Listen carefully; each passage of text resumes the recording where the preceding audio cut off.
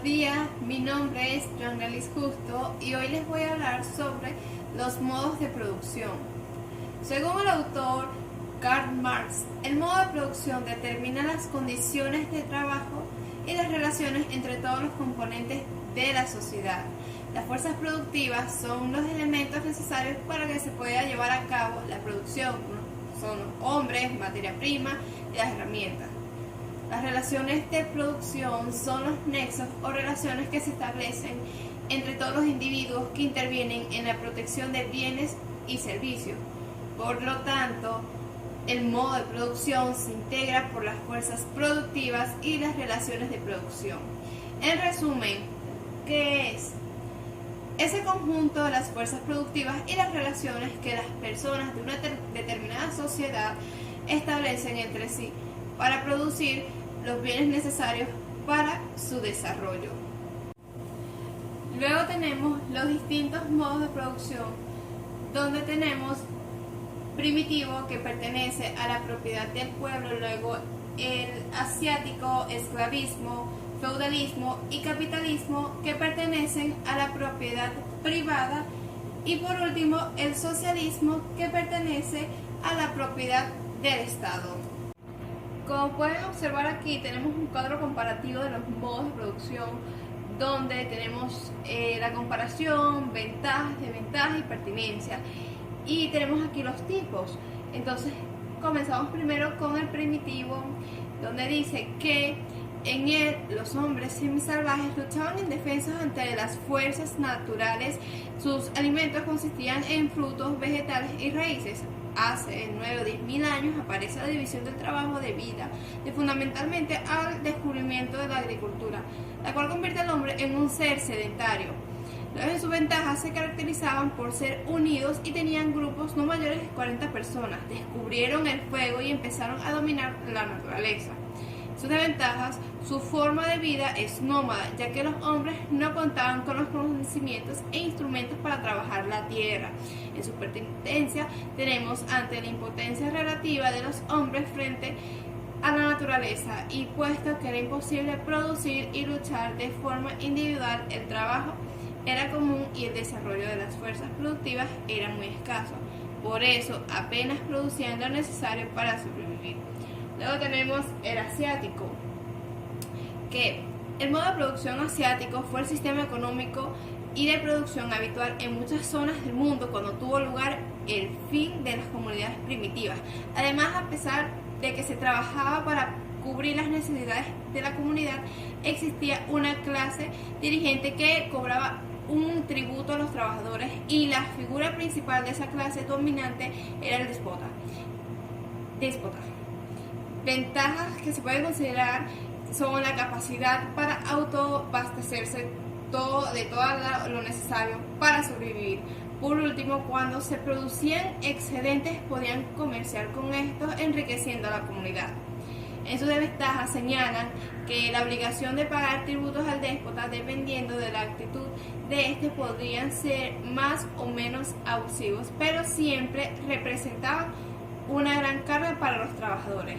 En sus pertinencias tenemos que, eso fue 4 milenios antes de Cristo, se le denomina la etapa de transición entre el medio productivo y primitivo del modo de producción esclavista, y su origen fue en Asia, por la cual es llamado modo de producción asiático, pero también se dio en África, Europa y América. Luego tenemos el esclavismo, que esto se considera la primera forma de explotación del hombre por el hombre en la historia de la humanidad. En este periodo nace el Estado debido a la necesidad de un ente que mantuviera bajo control las insurgencias y las personas que se querían librar del yugo. En sus ventajas tenemos sistemas de normas y prescripciones jurídicas. Luego, desventajas, donde se utilizó por primera vez la esclavitud hacia un hombre.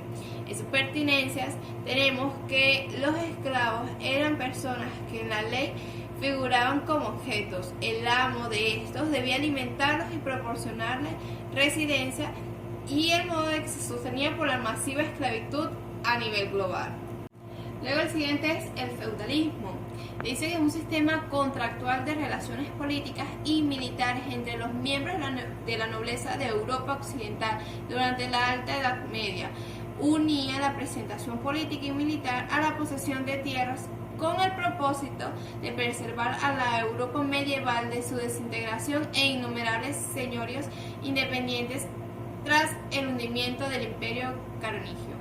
En su ventaja, a consecuencia de la caída del Imperio Romano, los esclavos adquirieron su libertad y comienzan a trabajar los terrenos, surgiendo así los campesinos. Pero surge la Iglesia que como factor dominante.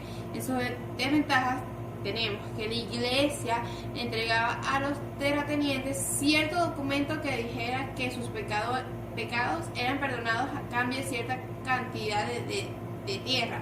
De esta manera, la Iglesia se enriquecía cada vez y estaba al mismo nivel social que los terratenientes. En su pertinencia tenemos que los campesinos tenían que destinar parte de la producción al señor feudal. Gracias a este pago, el señor les dejaba las tierras y les daba una vivienda. El señor feudal también dotaba protección al campesino. Luego tenemos el capitalismo, que esta producción está destinada al cambio, no posee sus propios medios de producción, trabajan como asalariados y utilizan los medios de producción de los capitalistas. En sus ventajas tenemos que reforzaron las tendencias del intercambio y fomentaron el comercio, el descubrimiento del nuevo mundo y la entrada en Europa de enormes cantidades de metales preciosos. En desventajas tenemos que la primera revolución industrial logró la aparición de otra nueva clase social denominada clase obrera o proletaria. Y en sus pertinencias, la clase capitalista genera la servidumbre del proletariado. En este sentido, el trabajador depende del propietario del capital para generar una renta para vivir.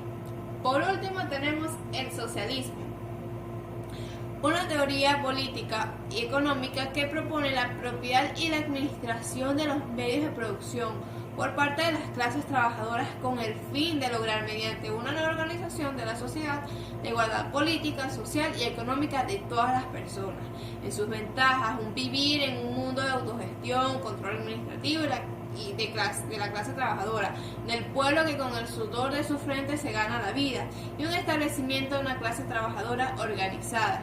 En desventaja se van acabando las diferencias de clases sociales y con ello los problemas derivados de su existencia. La salud se torna en un asunto social y no de privado. Pertinencia privilegia el uso por encima del consumo y la rentabilidad. Así, la producción de una sociedad socialista está encauzada por las necesidades de consumo de su población y no por la avidez de generar riquezas. Más que explicar lo que son los modos de producción, lo que esto quiere decir es argumentar su importancia. En la producción social de su existencia, los hombres entran en relaciones determinadas, necesarias e independientes de su voluntad. Estas relaciones de producción corresponden a un grado determinado de desarrollo de sus fuerzas productivas materiales. El conjunto de estas relaciones de producción constituye la estructura económica de la sociedad, la base real sobre la cual se eleva a una superestructura jurídica y política, a la que corresponden formas sociales determinadas de conciencia. El modo de producción de la vida material condiciona el proceso de vida social, política e intelectual en general. Gracias por su atención.